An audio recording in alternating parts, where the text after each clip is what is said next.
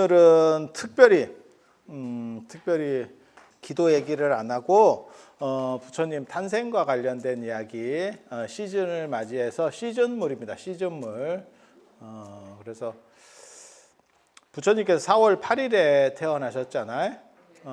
그런데 살면서 그런 거 안 느끼세요? 내가 하는 것도 참 중요하지만 내 주변에 이렇게 아구가 잘 맞아 들어가야지. 마치 인생이라는 게 톱니바퀴 같아가지고 주변들과 잘 맞으면, 그러니까 이혼하는 사람들도 이렇게 보면 그래요. 누가 한 명이 크게 잘못해서 이혼하는 경우도 있는데 그냥 안 맞는 거예요. 그렇게 이제 헤어질 경우에는, 그러니까 사건도 큰 것도 없고 그냥 그런저런 뭐 이러는데, 그렇게 헤어지는 사람들이 이제 성격 차이라고 얘기하는 거죠. 그냥 안 맞는 거요. 그리고 그런 것들이 절묘하게 잘 맞으면 인생이 잘 풀리고, 예전에 임플란트 만드는 오스템 엄청나게, 지금 사건이 어떻게 되는지 모르겠는데 경리가 다 해먹었지. 경리가 회사 돈을 진짜 껍질만 남기고 다 먹었지. 그렇게 되리라고 누가 상상을 했겠어요. 그래서 그 사건 뒤로 선전도 잘 안 나오는 것 같아요. 뭐 타격이 크겠지.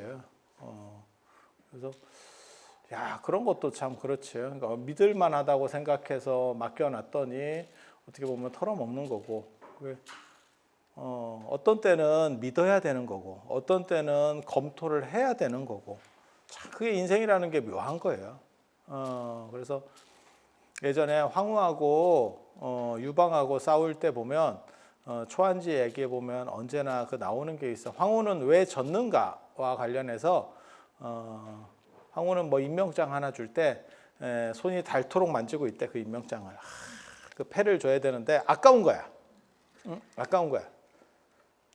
그게 아깝냐고 얘기하는 사람들이 있거든요. 그러니까는 황제인데 뭐가 아까워요. 쉽게 말해서 자기가 다 가지고 있는데 뭐가 아까워요. 그래도 아깝습니다.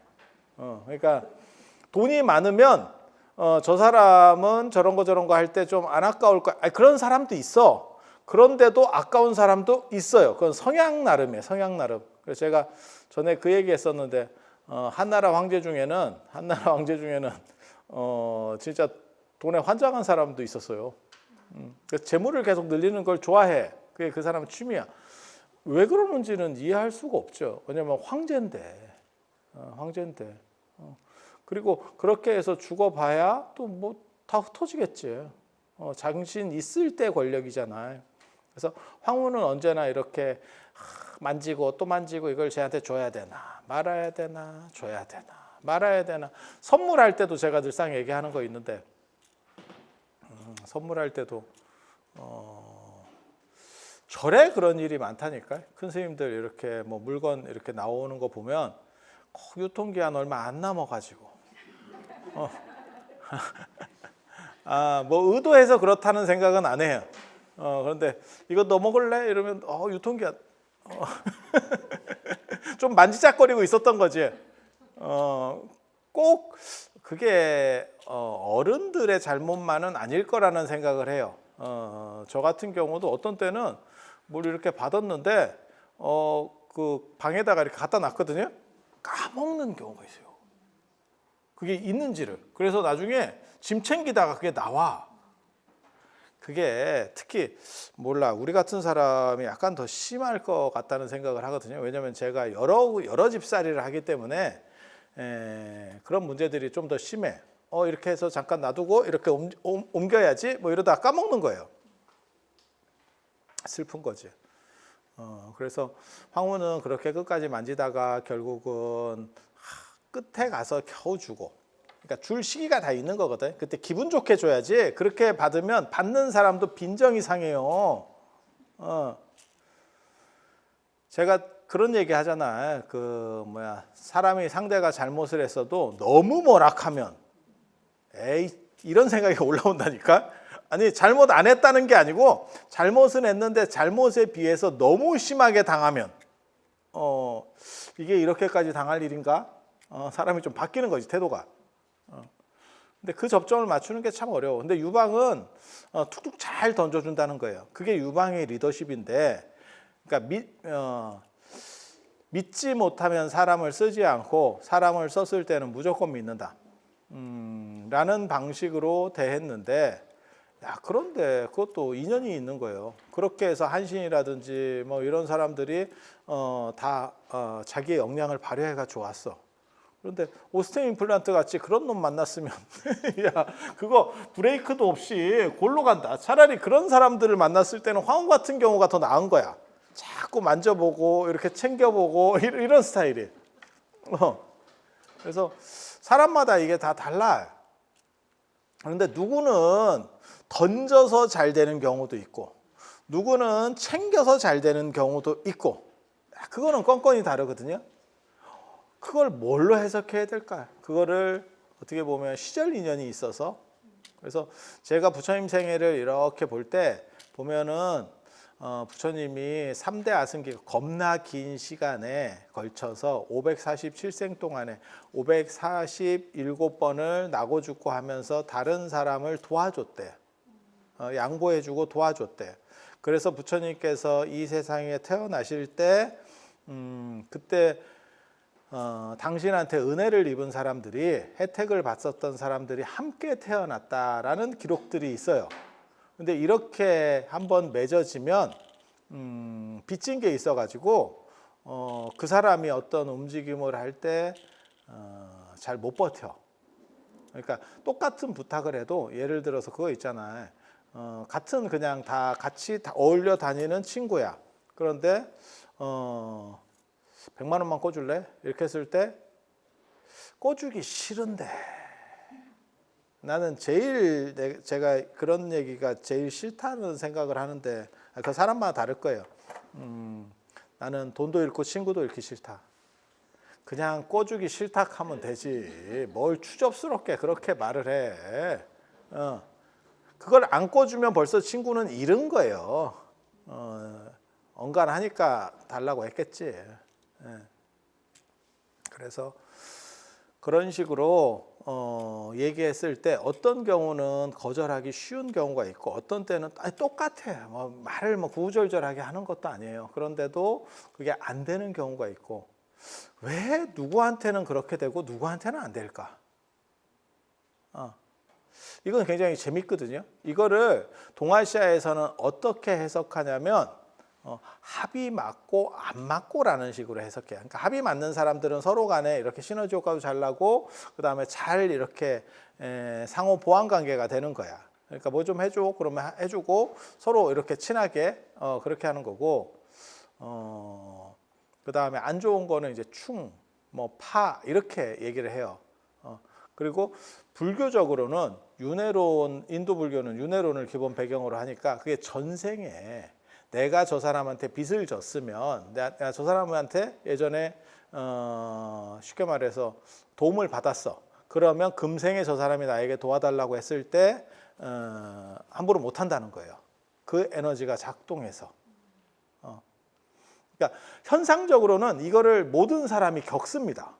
하지만 그것을 어떻게 해석할 거냐는 지금 다른 거죠. 그러니까 동아시아 같은 경우는 윤회론을 안 믿으니까 사람끼리의 합이 있고, 그러니까 잘 맞는 팀이 있고 잘 안 되는 게 있고, 오행으로 얘기하면 상생이 있고 상극이 있고, 그래서 그렇게 상생끼리 모이면 서로 잘 도와주고 어떻게 저렇게 하는 거고, 안 맞는 사람끼리는 서로, 그거 자식이라고 해소되는 거 아니에요. 자식도 안 맞는 자식이 있어요. 지금은 자식이 그렇게 많지 않으니까 그런데 자식 많은 시절에는 그게 두드러지게 드러나죠. 이쁜 자식, 상태 메롱인 자식. 제로비는 똑같이 들었는데, 제로비는 똑같이 들었고 같은 종자인데, 아니 그렇잖아. 그게 그런데도 불구하고 그 차이들이 있죠. 그 차이를 어떻게 해석할 거냐. 그래서 내 자식도, 아니 차라리 남편은 진짜 그 남편이니까 다르니까 다른 상황에서 내가 선택했는데 아유 알고 보니까 꽝이었네. 예. 달라서 좋은 줄 알았더니 다른 게 이렇게 싫은 건지 몰랐구나. 이게 되게 재밌어요. 같으면 재미가 없으니까 이거는 힘들잖아요. 그런데 같으면 편할 수도 있는 거예요. 다르면 힘들 수도 있어. 하지만 다양하니까 재밌을 수도 있어. 그러니까 그게 긍정적으로 맺어지느냐 부정적으로 맺어지느냐 차이거든요. 그래서 그렇게 나오는 현상들은 우리가 살면서 다 겪어. 크게 잘해줘서 꼭 마음이 가는 것도 아니고. 그래서 제가 그런 얘기 하잖아요. 사람이 사람 좋은 데는 이유 없고 사람이 사람 싫은 데는 이유 없다. 그리고 일생을 좀 살다 보면 되돌아봤을 때 내가 그때 왜 그랬지라고 생각하는 시기가 있어. 뭘 씌었나? 내가 보통 때는 절대 그렇게 행동하지 않는데 왜 그때는 그렇게 행동했지? 예. 그게 보증을 잘못 썼을 때도 있을 수 있는 거고, 너무 화를 내가지고 사건이 뭐 이상하게 퍼졌을 때도 있는 거고, 별 사건들이 다 있어.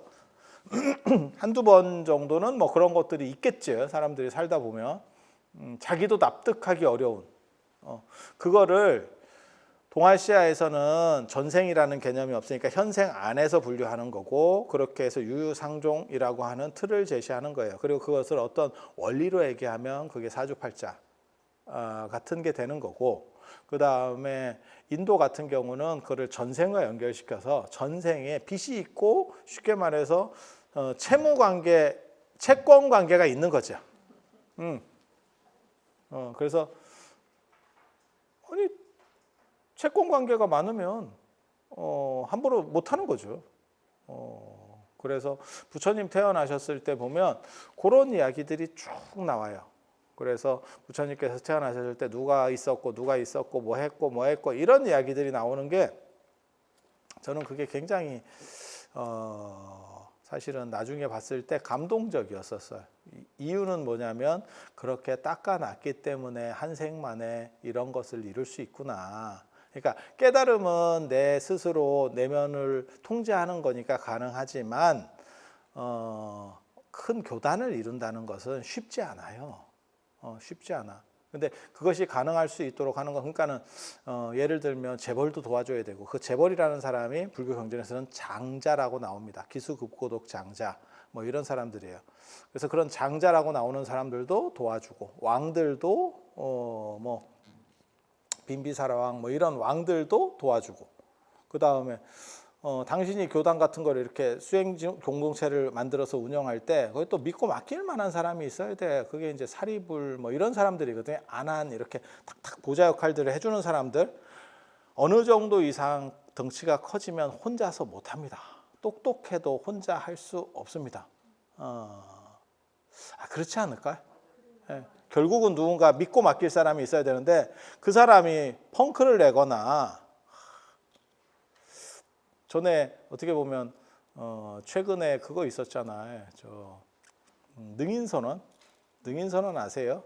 능인선언 스님이 어떻게 보면 포교의 현대 한국 불교 포교의 획을 그은 분인데, 불교대학도 그 어른이 이렇게 그 명칭을 처음으로 썼어요.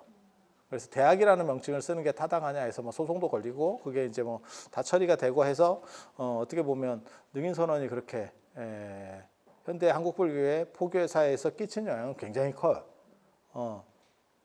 그런데 그 어른이 이제 조금 더 규모를 키우기 위해서, 안정적으로 만들기 위해서 뭐 학교도 만들고 뭐 하기 위해서 뭐 투자를 좀 했지. 근데 그때 결국 사기당해가지고 굉장히 이제 능인선언이 이렇게 꼬꾸라지게 되는, 그러니까 치고 올라가지 못하고 이렇게 떨어지게 되는 사건인데, 야, 그 대단하지. 진짜 몇 년 동안 그 사람이 새벽 예불을 나갔대. 그 마음을 얻기 위해서. 참. 그래서 내가 야, 사기도 보통 정성으로 치는 게 아니구나. 내가 그 얘기 듣고 그랬거든. 눈이 오나 비가 오나 새벽 예불을 꾸준히 나가가지고 눈도장을 찍고, 목적은 그거였지. 야, 근데 우리 같은 사람은 사실 쉽지 않은데 게을러가지고 사기도 부지런해야 치는갑다. 내가 그랬어. 그 얘기 듣고, 저도 정확하게는 모르겠는데 한 10년 나왔다는 얘기도 있어요. 그렇게 해서 신뢰를 얻고 나서 그걸 해서 홀라당 이제 했다는 얘기거든. 근데 그런 게 어떻게 보면 인연인 거지. 내가 무언가를 하려고 할 때 하필 그런 사람이 걸린 거지. 그런 사람이 있다고 하더라도 내가 여건이 안 되면 사실 그 일은 터지지 않아요. 그래서 딱 그렇게 되면 지금도 아마 비슷한 거 있을 거예요. 막 코로나 전에, 아니, 코로나 때도 마찬가지지. 이게 막 부동산이 막 폭등을 하고 막 이랬었잖아요. 그래서 영끌 해가지고 진짜 있는 돈 없는 돈에다 대출해가지고 지금 다 해서 아파트라도 하나 사야 되는 거 아니냐 이래서 판단해서 지금 들어온 사람 중에서 에이씨 그때 대출이나 안 됐으면 내가 안 샀을 건데 대출 비율이 왜 또 하필 맞아가지고 뭔 뜻인지 아시겠죠? 내가 그때 돈도 없었는데 대출 비율만 조금만 낮았으면 나 들어가기도 못하고 그럼 내가 지금 이렇게 머리가 안 아플 건데 써보도 못하고 지금 이자 내다가 이자는 이자대로 맞고 아파트 값이 떨어지면 야 이거 양싸대기 맞으면 사람 기분 더럽거든요. 그러니까 이자를 내도 아파트 값이 올라가면 적금 들었다고 생각하지 뭐 이러면서 가는 거거든요. 기분은 안 나빠.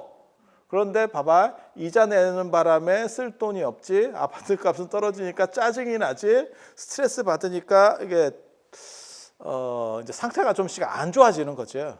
그리고 그런 거 한번 맞으면 그것도 사회에 나온 지 얼마 안 돼서 그런 거 맞으면요 야 그거 쉽지 않지. 우리 그 뭐 빌라왕 뭐 이런 것도 비슷한 거죠. 그래서 어떻게 보면 이런 인연이라는 게 참 묘한 거예요. 묘한 거. 그리고 그것을 어떻게 해석할 것이냐 라고 하는 것들이 있었어요. 그런데 인도 불교에서는 그것을 인연으로 해석을 해요. 그래서 삶과 죽음을 넘어서는 또 다른 인연의 연결고리들. 그러니까 죽어서 끝나는 게 아니고 죽어도 근데 그것도 생각해 보면 맞을 것 같아요. 죽는다고 끝나는 게 아니고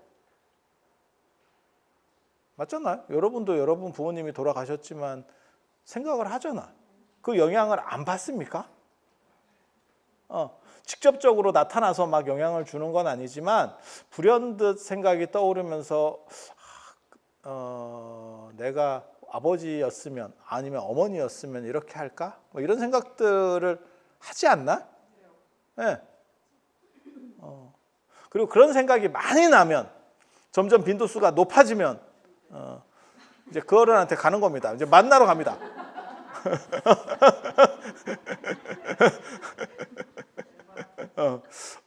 그렇게 가는 거야.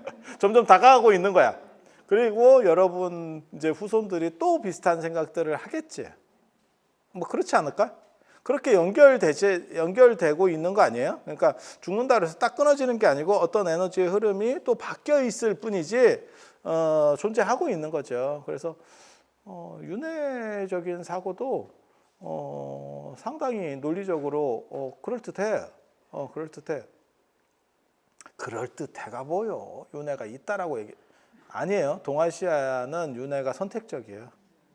그리고 저 같은 경우는 뭐라고 얘기하냐면 다음 생에 잘 되기 위해서 현생을 잘 사는 게 아니고 현생을 잘 산 결과로 다음 생이 있다면 또 잘 될 거고 다음 생이 없다고 하더라도 문제는 없다. 나는 지금 현재에서 열심히 했기 때문에. 예. 그래서 제가 그 얘기 하잖아요. 시험을 잘 보려고 공부를 하는 게 아니고 내가 공부를 열심히 한 결과가 시험에서 성적으로 잘 나올 뿐이다. 이 사고를 가지면 손해나는 건 없어. 그러니까 언제나 진기진성 자기를 다하는 마음으로 사는 거예요. 그리고 그것이 다음 생에 예를 들어서 뭐 윤회를 해서 또 다른 게 나와 아니면 뭐 천상에 갔어. 그 안에서도 작동할 거라고 생각하는 거예요. 마치 여러분들이 현실에서 살아온 방식들에 의해서 그게 잠을 자면 그와 비슷한 꿈들이 꾸어지는 것처럼 꾸어지는 것처럼 그래서 그렇게 생각하시면 돼요. 그래서 부처님 태어나셨을 때 그러한 이야기들이 기록이 되어 있고 그리고 그것은 547생 동안의 보살도를 닦으면서 이타행입니다. 이타행. 남을 위해서 많이 해줬기 때문에 진짜 노래에도 있잖아. 손 대면 턱하고 터질 것만 같은 거래. 그러니까 손만 대면 그냥 막 다 넘어오는 거야 이 사람들이 지금. 나도 전생에 좀 많이 해놨으면 내가 이 정도 사람밖에 없겠냐고. 이게 지금 그때 열심히 안 한 거지. 왜 그 얘기가 똑같은 거잖아. 나는 재벌이 되고 싶은데 우리 아버지가 열심히 안 한다. 나는 지금 열심히 하고 싶은데 내 전생이 열심히 안 해서 이게 참 깝깝한 거지. 인생 깝깝한 거야. 내가 잘못한 거 아니고요. 내 전생이 잘못한 거예요. 그놈이 잘못해서 그놈이. 그래서 부처님께서는 그러한 조건들을 다 만들고 왔기 때문에 도박으로 얘기하면 이런 쓸데없는 얘기를 해서 되는지 모르겠는데 예전에 영화 타짜에 보면 탄이라고 하는 게 나옵니다. 탄 들어보셨어요? 탄은 뭐냐면 이렇게 해서 밑장을 빼서 화투를 좀 유리하게 하는 게 아니고 아예 한 세트를 만들어 놓은 거지. 저놈이 죽을 수밖에 없는 세트, 엄청난 세트를 만들어 놓은 거야. 이걸 다 계산해 가지고. 그래서 카드 자체를 바꿔버려요, 어느 순간에. 그래서 그 패가 돌아가면 뭐 몇백 점이 나오도록 설계가 돼 있어. 이해가 되시죠? 그걸 탄이라 그래, 탄. 그래서 그렇게 되도록 되어 있는 설비를 다 갖추고 부처님이 설계하에 나오신 거예요. 그 설계를 언제 동안 했냐? 547. 아유, 나 같으면 그렇게까지. 그게 아까 능인선언 그 사기치려고 예수병랩을 10년. 아유, 내가 다른 걸로 노력하지. 그 정성이면야 다른 거에도 살겠다. 너 다른 거에도 성공한다. 사기만 성공하는 게 아니고. 그래서 그렇게 갖추었기 때문에 이렇게 위대한 분이 나오는 거예요. 어떤 사람들은 그렇게 얘기해요. 뭐 진울스님, 한국의 진울스님, 한국불교의 진울스님, 뭐 원효, 퇴계, 율곡, 뭐 이런 사람들 대단한 거 아닙니까? 내수용입니다. 내수용입니다. 내수용인지 어떻게 압니까? 세계 철학사, 세계 종교사를 열어보면 거기에 그런 분들은 들어가지 못합니다. 뭔 뜻인지 아시겠어요? 그러니까 한국 철학사, 한국 불교사에서 그런 분들은 차지하는 위상이 굉장히 높아. 하지만 세계로 넘어가 버리면 한 줄도 안 나옵니다. 뭔 뜻인지 아시겠죠? 왕중왕전이잖아. 전 세계 왕중왕전. 그리고 왕중왕전인데 아시다시피 동아시아나 동양보다는 서양의 비중이 훨씬 커요. 그러니까 이런 거 다 합쳐봐야 칸트 뭐 이런 게임도 안 돼. 한 줄도 안 나온다니까. 그런데 부처님은 겁나 많이 나옵니다. 그러니까 레벨이 다른 거지. 아니 그건 책에 딱 보면, 그러니까 내용을 읽어봐야 됩니까? 안 읽어봐도 돼. 그냥 분량이 어느 정도 이상의 비중을 나타내는 거야. 그 사람의 비중을. 이해가 되시죠? 상당히 두껍게 나옵니다. 그래서 이 양반이 진짜 뭐 대단하긴 대단하구나. 그리고 그렇게 대단할 수 있는 거는 탄을 해놓고 왔기 때문에. 그게 이제 호명보살 때, 부처님께서 전생 호명보살 때 내가 누구네 집 아들로 태어나야 되는지, 저 집이 뭐 상태가 어떤지 이걸 해갖고 왔대잖아. 우리도 그런 걸 좀 했으면, 제가 늘상 하는 얘기 있어. 제가 그런 얘기 하거든요. 행복은 성적순이 아니잖아요.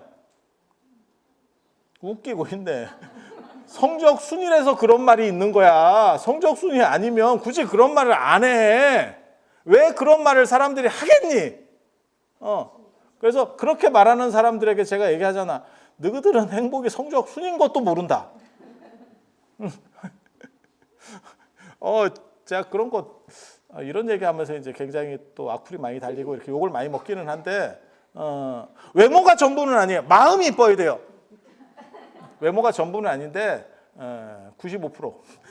95%. 그거를 보여주는 영화가 예전에 김아중의 미녀는 괴로워.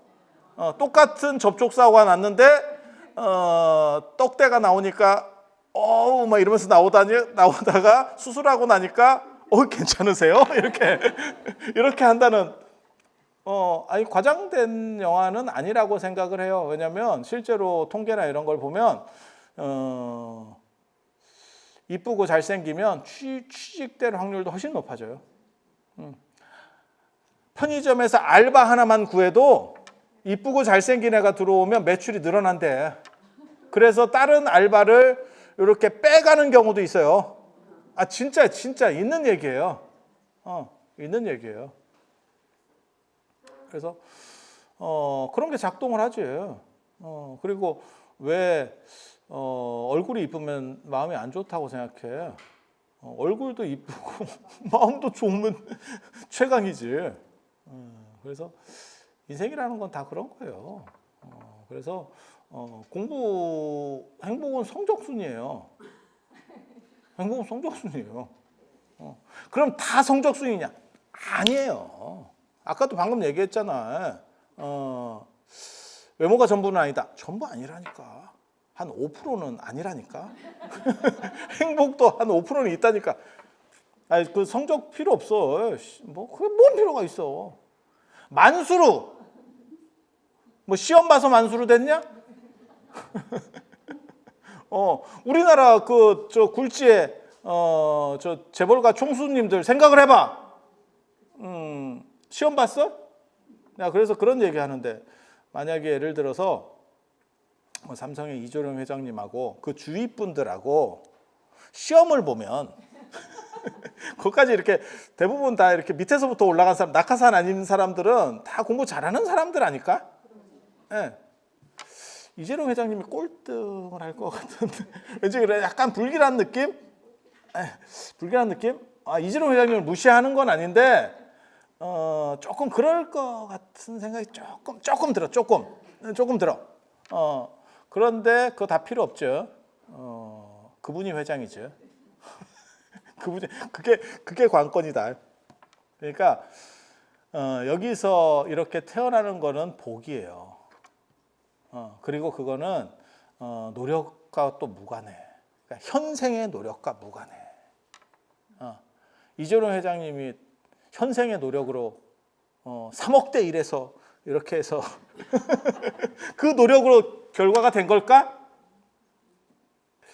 그래서 진짜 복이 있는 거는 노력보다도 더 상이에요. 그런데 이 사회라고 하는 것들은 사실은 그러한 것들, 그러니까는 태생적 가치들을 좀 무너뜨리려고 하는 게 근세 현대로 넘어오는 변화 과정들이거든요. 그 전에는 전부 귀족들, 뭐 왕족, 뭐 이런 식으로 해서 전부 그런 룰들이 있었죠. 딱 내려오는 룰들이 있었죠. 지금은 이제 기본적으로는 평등. 그 기본적인 평등에서 변별력을 뭘로 줄래? 성적이지 뭐 어떻게? 그럼 뭘로 줄 건데? 인성으로 줄 거야? 평가를 하는데, 걔는 성격이 좋아요. 내가 진짜 인성으로 떨어져 본 사람으로서 성격이 안 좋을 것 같다라고 하는 이유로 내가 떨어졌었어 예전에. 야, 이거 참 이게 평가 기준이 되나요? 이거 재밌다. 그래서 객관적 평가가 안 되잖아. 인성, 성격, 덕스러움. 야, 이거 어떻게 객관적 평가를 해? 그러니까 어쩔 수 없이 시험을 보는 거 아니 맞잖아. 그렇게 가는 거예요. 그런데 행복은 성적순이 아니라고. 만수르면 성적순 아니야. 하지만 대개는 성적순이지. 그리고 그거를 어른들이 다 그렇게 판단을 하기 때문에 자식 교육에 이렇게 막 엄청난 비율을 쏟아붓고 있잖아. 아니, 맞잖아. 그걸 부모님들도 성적순이 아니라고 판단하면 굳이 뭐하러 그런 정도의 비용들을 쓰겠어. 조금만 쓰면 되지. 근데 그렇게 안 하잖아. 그래서 최강의 조건은 복이 있는 게 최고예요. 그리고 부처님은 그거를 당신이 만들어냈고, 그리고 그 와중에 그래서 복해라고 한다니까. 지혜, 복과 지혜. 복이 첫째고 그 다음에 지혜. 이 두 가지를 다 갖춘 게 부처님. 그래서 태어날 때 이미 한번 세팅을 했고, 그리고 딱 태어났을 때 그게 이제 기류의 성자거든. 기류의 성자. 부처님이 왕자인데 길에서 태어나서 길에서 돌아가시죠. 그래서 이제 말장난할 때 길을 한자로는 도라 그러거든. 길도자. 그래서 진리에서 와서 진리로 간다. 좀 멋있지 않아? 그거를 인도식으로 표현하면 다타가토, 열의 여거, 진여로 와서 본성으로 간다. 이렇게. 그렇게. 그래서 태어나서 그때가 언제라고 얘기하는 거냐면 4월 8일. 4월 8일이 아닐 거라고 저는 생각을 하는데 그냥 일반적으로는 4월 8일이에요. 4월 8일. 왜 4월 8일이 되느냐? 그건 사진법 때문에 사진법 체계를 옛날에 썼기 때문에 4, 8, 12, 16 뭐 이렇게 그게 이제 사의 배수들로 움직여요. 그래서 사홍서원 뭐 다 사자 들어갔다니까 다 사자. 그래서 출가할 때도 4가지에 의지해야 되고 뭐 다 그렇게 나오는 거예요. 그래서 그렇게 되는데 그래서 4월 8일이라고 하는 것은 완전하게 제일 좋을 때 태어났다라는 그런 상징적 의미가 있어요. 부처님 생일이 언젠지 아마 잘 기록이 안 됐었던 것 같아요. 그리고 그게 아마 맞을 겁니다. 왜? 아니 깨달음을 배우려고 하는 사람이 왔는데 굳이 선생님 생일을 캐진 않거든. 여러분이 예를 들어서 저한테 명상을 배우러 왔어. 그러면 저 선생이 명상을 잘 가르치냐? 저 선생이 뭐 객관적으로 괜찮아? 효율적이야? 뭐 이런 여러 가지를 생각하지. 저 사람 민증을 한번 까볼까? 굳이 이렇게 생각은 안 해. 그래서 민증을 깔려고 생각했을 때는 이미 그 내용들이 사라진 경우가 있어요. 그러니까 제가 그 얘기 하거든요. 제가 월정사에서 하남노스님을 가지고 박사 논문을 썼었는데 이 어른이 이름도 몰라요. 이 어른 이름을 몰라. 참 재밌지. 왜냐하면 그렇게 오래전 분이 아니에요. 하남노스님이 언제뿐이냐면 일제강점기 해방 후 6.25까지 한국 전쟁 과정까지 또 살아 계셨던 분이 얼마 안 됐어. 이걸 이제 얼마 안 됐다고 얘기하면 이제 좀 간 사람들 겁나 오래됐구만요. 이렇게 얘기하면 젊은 분입니다. 그때 여러분도 살아 계셨던 거 아니에요? 한국 전쟁 때 얼굴만 보면 일본 사람도 있고 외정 시대 때 태어나가지고 창씨 개명 한번 했었고 뭐 이렇게 자. 그렇다 치고 그런 분도 당신 속명이 안 나와. 애매해요. 이게 진짜 이름인지 본명인지 뭔지. 왜? 그런 거에 대해서 제자들이 그렇게 큰 관심이 없어요.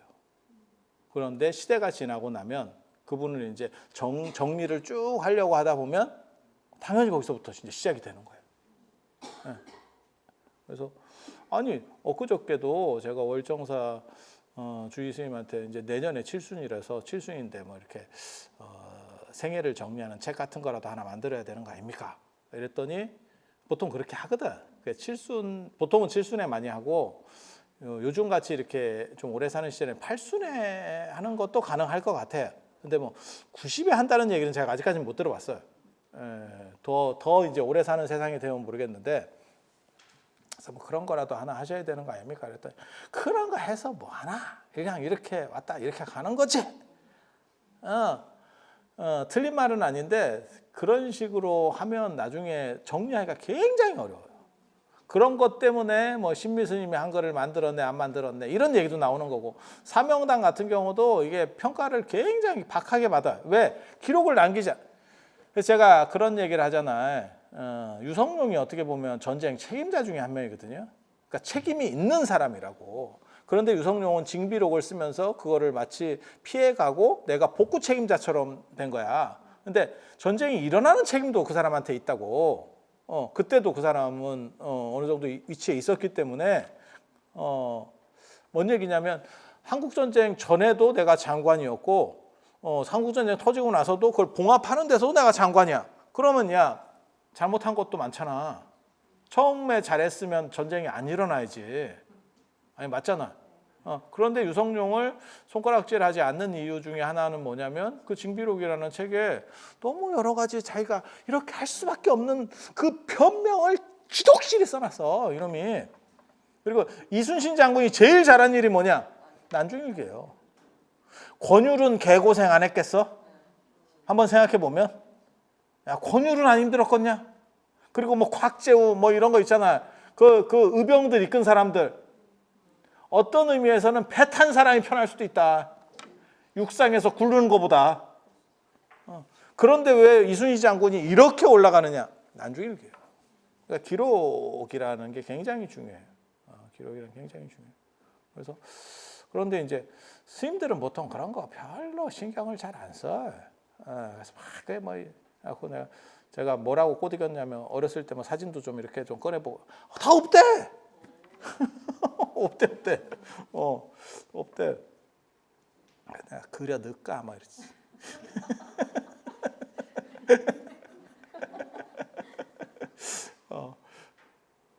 경허 스님이 한국 선불교에 어떻게 보면 지금 현대선의 틀을 잡으신 분이 경허 스님이거든요. 그러니까 선원이 경허 스님 이전에는 이렇게 상설 선원이라는 게 없었어.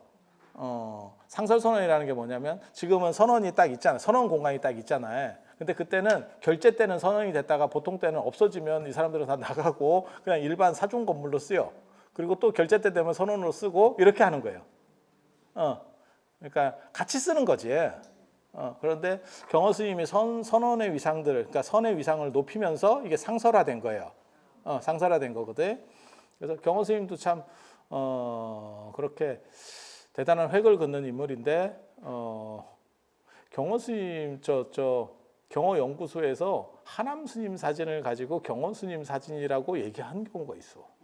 그러니까 그런 것도 이제 헷갈리는 거야. 근데 사실 완전히 다른 사람이거든. 뭐 부자간과도 아니고 그냥 스승과 제자면 얼굴은 완전히 다르거든. 아니, 그렇지 않을까? 부자간이면 그런 경우들 있잖아. 진짜 꼭 저게 지혜비 어렸을 때 얼굴을 빼박았네. 아니, 그런 집 있어. 그러니까 어른들이 하는 얘기지. 어른들이 그 애비 얼굴을 아는 사람들이 꼭 딱 저놈이네. 이런 얘기를 할 때가 있거든. 근데 스승과 제자는 사실 닮을 수가 없잖아. 그거 닮으면 더 이상하다. 스승과 제자인데 닮았으면 더 이상한 거야. 안 닮은 게 정상이지. 종자가 완전히 다른데 뭐 어떻게 닮아.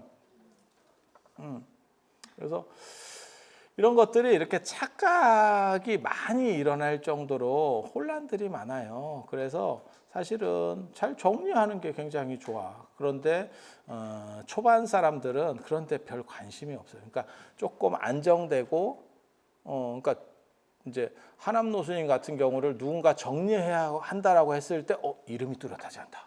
이렇게 되는 거예요. 제자들은 그런데 별 관심이 없었습니까?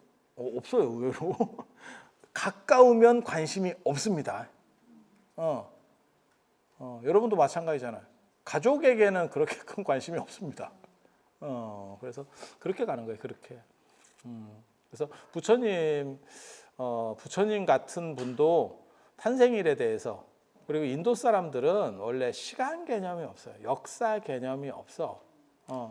인도가 공간 개념이 있고 시간 개념이 원래 없거든요. 그래서 제가 늘상 얘기하잖아요. 부처님께서 설법하실 때 보면 한때, 부처님께서 한때 이렇게 나온다니까. 기수극고도건에 계셨다. 뭐 이렇게 장소는 나와, 공간은 나오는데 시간 개념이 없어요, 이 사람들이. 그래서 부처님께서 태어나신 것도 별 신경을 안 썼던 것 같아요. 그래서 정확하게 모르는데 가장 어떻게 보면 완전하게 왔다라는 부처님의 완전성을 강조하는 차원에서 4월 8일이 되는 거예요. 4월 8일이. 그리고 진짜 그건 재밌는 건데 저렇게 시간 개념도 없는 인도 사람들이 전 세계에서 어떻게 보면 IT 쪽에서는 최강입니다. 그게 또 어떻게 그렇게 가능할까? 그런 생각 안 해보셨어요? 가보면 거지 같은데. 인도에 직접 가보시면 제가 전에 얘기했었잖아. 당신은 왜 인도에 가지 않습니까? 저한테 인도를 가면 꼭 같이 갔으면 좋겠습니다. 안 갑니다. 안 갑니다. 안 가는 이유는 거기는 저는 아직도 코로나가 완전 해소되지 않았다고 생각하기 때문에. 그거는 인도의 시골 환경을 한번 보면 이런 생각이 들걸. 답 안 나온다. 답 안 나온다. 그래서 제가 그런 얘기도 예전에 했었는데 아마 코로나가 변종이 나오면 인도일 확률이 제일 클 거다. 너무 지저분하거든. 너무 지저분하거든. 그런데 그런 환경 속에 있는 사람들이, 물론 그렇게 시골 사람들이 성공하는 건 아니에요. 인도도 빈부 차이가 크고 도시에서 제대로 교육 받은 사람들이지. 그런데 어떻게 저렇게 IT를 선도하고 전 세계 유명 기업의 CEO들이 대부분 다 인도계, 상당 숫자가 인도계예요. 그게 어떻게 가능할까? 그건 굉장히 재밌어요. 그건 이제 네루 총리가 과학 육성이라고 하는 쪽을 막 밀어붙이는 효과 중에 하나인데, 그게 단순히 밀어붙인다고 되는 게 아니에요. 우리는 뭐 과학 안 했나? 그리고 예전에 수학 경진 대회, 그 다음에 기능 올림픽, 우리 옛날에 보면 그런 데서 막 1등하고 막 이런 얘기 계속 나왔었는데, 예. 그런데 그런 거를 한다고 해서 그게 물론 올라는 가지, 하지만 최고를 찍느냐는 다른 얘기예요. 상까지 올라가는 건 돼. 그러니까 공부 못하는 애를 좁혔을 때 10등이나 5등 한 60명 기준으로 얘기하는 거예요. 그렇게 올라는 갈 수 있어. 죽자고 패면. 하지만 그 위에서 전교 1등을 찍느냐는 다른 문제라니까. 그게 초격차야, 초격차. 진짜 그거는 불과 한두 문제 차이인데 절대 못 이긴다니까. 옆에서 보고 있으면. 나는 아니었고요. 보고 있으면 2등 하는 애는 언제나 2등. 그게 예전에 여고괴담 이런 거 보면 그런 거 2등 하다가 목매고 뭐 이랬잖아. 그러면 우리 같은 사람은 뭐라고 생각하냐면 저게 배불러서 죽었지. 공부 못하는 애들은 다 틀려도 별로 스트레스를 안 받는데 한두 개 틀렸다고 스트레스 받고 뭐 이런 애들 있잖아. 그래서 인도에서 네루가 그런 거를 막 과학적인 거를 밀어붙이기는 해요. 그런데 그것만 가지고 그 사람들이 저 정도를 찍어낼 수 있느냐, 전 세계적인 저렇게 최강의 탑 클래스까지 올라갈 수 있느냐, 거기에는 문화 배경이 있는 거고, 그 중에서 작동하는 거는 공간적 배경이에요. 그러니까 이 사람들이 공간적 사유를 굉장히 잘해. 공간 사유를 잘하는지 어떻게 아느냐? 대승경전을 펼치면 대부분 나오는 게 무슨 보살이 어디서 왔다 뭐 하면서 막 이렇게 펼쳐지는 전개들이 있는데, 그러한 것들이 그들의 공간 개념에 상당한 영향을 줬을 거라고 생각을 합니다. 그러니까 동아시아 사람은 시간 개념이 더 많은 비중을 차지하고 뇌에서, 그래서 우리는 시간에 대한 부분이 좀 뚜렷해. 그래서 역사나 이런 것들이 발전하고, 인도는 역사나 이런 게 발전하지 않고 신화나 이런 게 발전해. 신화는 시간에 대해서 별 관계가 없어. 왜? 신은 어차피 안 죽어, 안 늙어. 물론 인도 신은 늙는 놈도 있어, 늙고 죽는 놈도 있어. 하지만 시간의 범주로 우리하고는 다르다 말이에요. 시간의 크기가 훨씬 커지는 거지. 그러니까 시간이 아니고 공간을 어떻게 할 것이냐가 걔네의 화두였었고, 동아시아는 시간이에요. 논점 자체가 시간입니다. 그래서 서로 다른 사고를 해. 서로 다른 사고를 해. 그래서 그런 정도 생각을 하시고, 부처님께서는 기본 탄을 다 깔고 설계를 다 해가지고, 설계를 더 오래 했으면 3대 아승기겁이 아니고 한 100대 아승기겁 정도를 막 설계를 했으면, 그러면 여기가 극락이 나온다. 그렇게 오랫동안 설계하신 분 법장비구입니다. 법장비구가 설계해가지고 만든 게 극락이에요. 10급 동안 설계를 했다, 이렇게 나오잖아요. 그래서 우리가 이렇게 힘들게 사는 이유 무엇이냐?